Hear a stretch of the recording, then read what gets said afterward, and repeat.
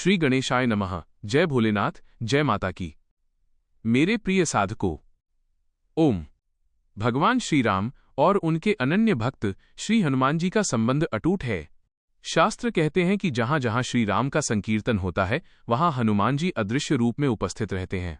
यदि आप इन दोनों की संयुक्त कृपा पाना चाहते हैं तो गोस्वामी तुलसीदास जी द्वारा रचित श्री राम स्तुति, भय प्रगट कृपाला और श्री रामचंद्र कृपालु भजू मन का पाठ अत्यंत प्रभावशाली माना गया है। आज मैं आपको विस्तार से वो स्तुति और उसकी महिमा समझाता हूं जिसे हृदय से गाने पर प्रभु राम की करुणा और हनुमान जी का संरक्षण स्वतः ही मिल जाता है। श्री रामचंद्र कृपालु भजू मन। यह स्तुति गोस्वामी तुलसीदास जी के विनय पत्रिका से ली गई है। इसमें प्रभु के शील, शक्ति और सौंदर्य का अद्भुत वर्णन है। श्री रामचंद्र कृपालु भजू मन हरण भव भय दारुणम। नवकंज लोचन कंज मुख कर कंज पद कंजारुणम एक। हे मन, कृपालु श्री रामचंद्र जी का भजन कर, जो संसार के जन्म मरण रूपी भारी भय को दूर करने वाले हैं। जिनके नेत्र नए खिले हुए कमल के समान है, मुख कमल जैसा है और हाथ पैर भी लाल कमल के समान कोमल हैं। कंदर्प अगणित अमित छवि, नवनील नीरद सुंदरम। पट पीत मानहु तड़ित रुचि शुचि नौमी जनक सुतावरम दो। जिनके स्वरूप की छटा अनगिनत कामदेवों से भी बढ़कर है। जिनका शरीर नवीन नील जलधर बादल के समान सुंदर है। जो माता सीता के पति हैं और जिनका पीतांबर बिजली की चमक जैसा पावन है, उन्हें मैं नमन करता हूं। भजु दीन बंधु दिनेश दानव दैत्य वंश निकंदनम।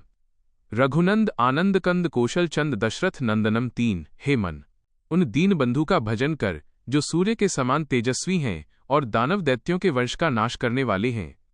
जो रघुकुल के आनंद के मूल, कौशल देश के चंद्रमा और राजा दशरथ के पुत्र हैं। सिर मुकुट कुंडल तिलक चारु उदारु अंग विभूषणम। आजानुभुज शर चापधर संग्राम जित खरदूषण चार। जिनके सिर पर रत्न जड़ित मुकुट, कानों में कुंडल और माथे पर सुंदर तिलक है। जिनकी भुजाएं घुटनों तक लंबी हैं और जो हाथ में धनुष बाण धारण किए हुए हैं। जिन्होंने युद्ध में खरदूषण को जीत लिया था। इति वदति तुलसीदास शंकर शेष मुनि मन रंजनम। मम हृदय कंज निवास कुरु कामादि खल दल गंजनम पाँच। तुलसीदास जी प्रार्थना करते हैं कि हे शिव, शेषनाग और मुनियों के मन को आनंद देने वाले प्रभु, आप काम, क्रोध, लोभ आदि दुष्टों के दल का विनाश करते हुए मेरे हृदय कमल में सदैव निवास करें। साधना की विशेष विधि, संयुक्त कृपा हेतु। मेरे प्रिय साधकों, प्रभु की कृपा पाने के लिए केवल शब्द नहीं, भाव प्रधान होते हैं। 1. हनुमान जी का ध्यान। स्तुति शुरू करने से पहले हनुमान जी का स्मरण करें। उनसे प्रार्थना करें कि हे पवनपुत्र, मुझे श्रीराम की भक्ति का दान दें, क्योंकि हनुमान जी के बिना राम दरबार में प्रवेश संभव नहीं है। 2. समय। इसे संध्या काल या ब्रह्म मुहूर्त में करना सर्वोत्तम है। 3. दीपक। 1. दीपक शुद्ध घी का जलाएं और प्रभु के चरणों में अपना सर्वस्व अर्पित करने का भाव रखें। इस स्तुति का पाठ करने से न केवल मानसिक शांति मिलती है, बल्कि जीवन के बड़े से बड़े संकट भी हनुमान जी की गदा और प्रभु राम के बाण से दूर हो जाते हैं।